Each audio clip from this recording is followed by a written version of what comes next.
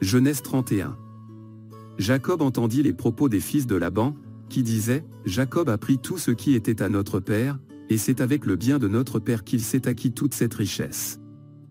Jacob remarqua aussi le visage de Laban, et voici, il n'était plus envers lui comme auparavant.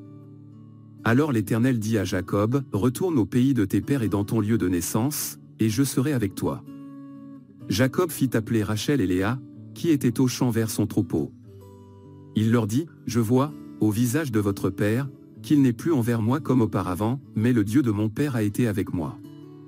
Vous savez vous-même que j'ai servi votre père de tout mon pouvoir.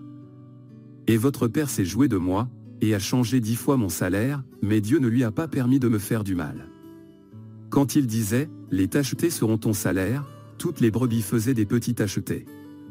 Et quand il disait, les rayés seront ton salaire, toutes les brebis faisaient des petits rayés. Dieu a pris à votre père son troupeau, et me l'a donné. Au temps où les brebis entraient en chaleur, je levai les yeux, et je vis en songe que les boucs qui couvraient les brebis étaient rayés, tachetés et marquetés. Et l'ange de Dieu me dit en songe, Jacob. Je répondis, me voici. Il dit, lève les yeux, et regarde, tous les boucs qui couvrent les brebis sont rayés, tachetés et marquetés, car j'ai vu tout ce que te fait Laban. Je suis le Dieu de Béthel, où tu as oint un monument, où tu m'as fait un vœu. Maintenant, lève-toi, sors de ce pays, et retourne au pays de ta naissance. Rachel et Léa répondirent, et lui dirent, avons-nous encore une part et un héritage dans la maison de notre père? Ne sommes-nous pas regardés par lui comme des étrangères, puisqu'il nous a vendus, et qu'il a mangé notre argent? Toute la richesse que Dieu a ôtée à notre père appartient à nous et à nos enfants. Fais maintenant tout ce que Dieu t'a dit. Jacob se leva, et il fit monter ses enfants et ses femmes sur les chameaux. Il emmena tout son troupeau et tous les biens qu'il possédait, le troupeau qui lui appartenait, qu'il avait acquis à Padan-Aram, et il s'en alla vers Isaac, son père, au pays de Canaan. Tandis que Laban était allé tondre ses brebis, Rachel déroba les téraphim de son père. Et Jacob trompa Laban, l'Araméen, en ne l'avertissant pas de sa fuite. Il s'enfuit, avec tout ce qui lui appartenait, il se leva, traversa le fleuve, et se dirigea vers la montagne de Galad. Le 3e jour, on annonça à Laban que Jacob s'était enfui. Il prit avec lui ses frères, le poursuivit 7 journées de marche, et l'atteignit à la montagne de Galad. Mais Dieu apparut la nuit en songe à Laban, l'Araméen, et lui dit, garde-toi de parler à Jacob ni en bien ni en mal. Laban atteignit donc Jacob. Jacob avait dressé sa tente sur la montagne, Laban dressa aussi la sienne, avec ses frères, sur la montagne de Galad. Alors Laban dit à Jacob, que as-tu fait? Pourquoi m'as-tu trompé, et emmènes-tu mes filles comme des captives par l'épée? Pourquoi as-tu pris la fuite en cachette, m'as-tu trompé, et ne m'as-tu point averti? Je t'aurais laissé partir au milieu des réjouissances et des chants, au son du tambourin et de la harpe. Tu ne m'as pas permis d'embrasser mes fils et mes filles. C'est en insensé que tu as agi. Ma main est assez forte pour vous faire du mal, mais le Dieu de votre père m'a dit hier, garde-toi de parler à Jacob ni en bien ni en mal. Maintenant que tu es parti, parce que tu languissais après la maison de ton père, pourquoi as-tu dérobé mes dieux? Jacob répondit, et dit à Laban, j'avais de la crainte à la pensée que tu m'enlèverais peut-être tes filles. Mais périsse celui auprès duquel tu trouveras tes dieux.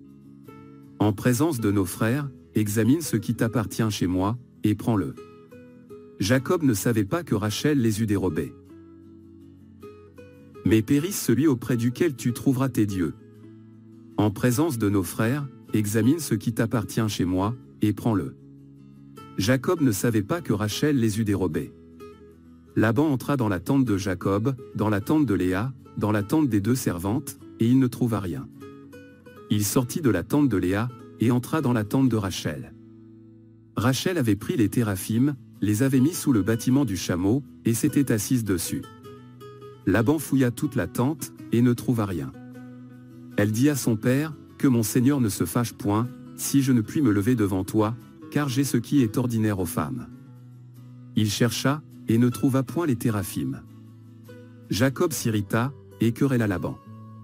Il reprit la parole, et lui dit, quel est mon crime, quel est mon péché, que tu me poursuives avec tant d'ardeur? Quand tu as fouillé tous mes effets, qu'as-tu trouvé des effets de ta maison? Produis-le ici devant mes frères et tes frères, et qu'ils prononcent entre nous deux. Voilà 20 ans que j'ai passé chez toi, tes brebis et tes chèvres n'ont point avorté, et je n'ai point mangé les béliers de ton troupeau. Je ne t'ai point rapporté de bêtes déchirées, j'en ai payé le dommage, tu me redemandais ce qu'on me volait de jour et ce qu'on me volait de nuit. La chaleur me dévorait pendant le jour, et le froid pendant la nuit, et le sommeil fuyait de mes yeux. Voilà 20 ans que j'ai passé dans ta maison, je t'ai servi 14 ans pour tes 2 filles, et 6 ans pour ton troupeau, et tu as changé 10 fois mon salaire. Si je n'eusse pas eu pour moi le Dieu de mon père, le Dieu d'Abraham, celui que craint Isaac, tu m'aurais maintenant renvoyé à vide. Dieu a vu ma souffrance et le travail de mes mains, et hier il a prononcé son jugement. Laban répondit, et dit à Jacob, ces filles sont mes filles, ces enfants sont mes enfants, ce troupeau est mon troupeau, et tout ce que tu vois est à moi. Et que puis-je faire aujourd'hui pour mes filles, ou pour leurs enfants qu'elles ont mis au monde? Viens, faisons alliance, moi et toi, et que cela serve de témoignage entre moi et toi. Jacob prit une pierre, et il l'adressa pour monument. Jacob dit à ses frères, ramassez des pierres. Ils prirent des pierres, et firent un monceau, et ils mangèrent là sur le monceau. Laban l'appela Jégar Saaduta, et Jacob l'appela Galé. Laban dit, que ce monceau serve aujourd'hui de témoignage entre moi et toi. C'est pourquoi on lui a donné le nom de Galé. On l'appelle aussi Mitzpa, parce que Laban dit, que l'Éternel veille sur toi et sur moi, quand nous serons l'un et l'autre perdus de vue. Si tu maltraites mes filles, et si tu prends encore d'autres femmes, ce n'est pas un homme qui sera avec nous, prends garde, c'est Dieu qui sera témoin entre moi et toi. Laban dit à Jacob, voici ce monceau, et voici ce monument que j'ai élevé entre moi et toi. Que ce monceau soit témoin et que ce monument soit témoin que je n'irai point vers toi au-delà de ce monceau, et que tu ne viendras point vers moi au-delà de ce monceau et de ce monument, pour agir méchamment. Que le Dieu d'Abraham et de Nachor, que le Dieu de leur père soit juge entre nous. Jacob jura par celui que craignait Isaac. Jacob offrit un sacrifice sur la montagne, et il invita ses frères à manger, ils mangèrent donc, et passèrent la nuit sur la montagne. Laban se leva de bon matin, baisa ses fils et ses filles, et les bénit. Ensuite il partit pour retourner dans sa demeure.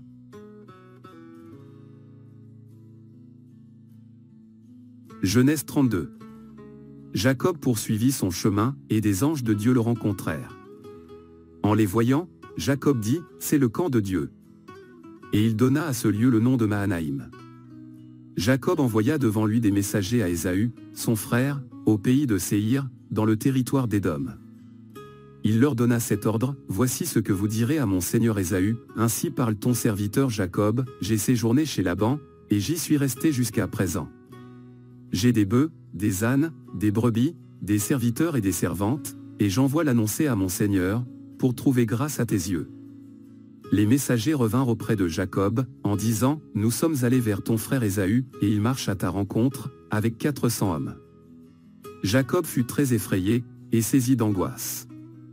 Il partagea en 2 camps les gens qui étaient avec lui, les brebis, les bœufs et les chameaux.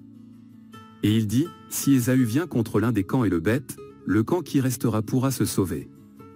Jacob dit, Dieu de mon père Abraham, Dieu de mon père Isaac, Éternel, qui m'a dit, retourne dans ton pays et dans ton lieu de naissance, et je te ferai du bien.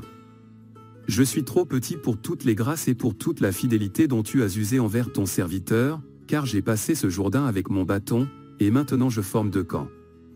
Délivre-moi, je te prie, de la main de mon frère, de la main d'Ésaü.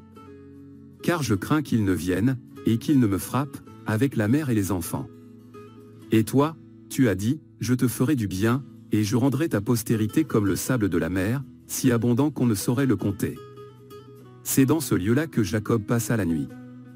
Il prit de ce qu'il avait sous la main, pour faire un présent à Ésaü, son frère. 200 chèvres et 20 boucs, 200 brebis et 20 béliers. 30 femelles de chameaux avec leurs petits qu'elles allaitaient, 40 vaches et 10 taureaux, 20 ânesses et 10 ânes. Il les remit à ses serviteurs, troupeau par troupeau séparément, et il dit à ses serviteurs, passez devant moi, et mettez un intervalle entre chaque troupeau. Il donna cet ordre au premier, quand Ésaü, mon frère, te rencontrera, et te demandera, à qui es-tu? Où vas-tu? Et à qui appartient ce troupeau devant toi?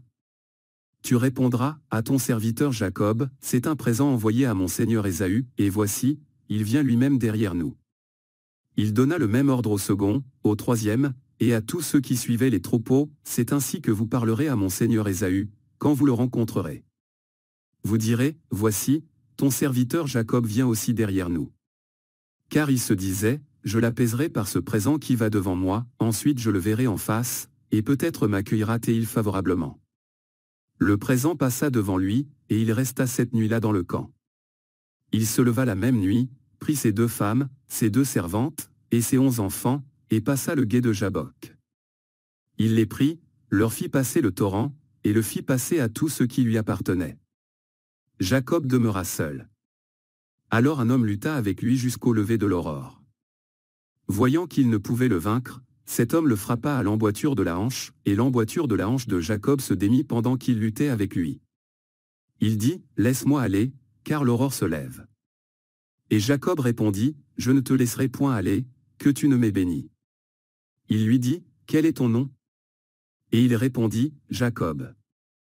Il dit encore, ton nom ne sera plus Jacob, mais tu seras appelé Israël, car tu as lutté avec Dieu et avec des hommes, et tu as été vainqueur. Jacob l'interrogea, en disant, fais-moi je te prie, connaître ton nom. Il répondit, pourquoi demandes-tu mon nom? Et il le bénit là. Jacob appela ce lieu du nom de Peniel, car, dit-il, j'ai vu Dieu face à face, et mon âme a été sauvée. Le soleil se levait, lorsqu'il passa Peniel. Jacob boitait de la hanche.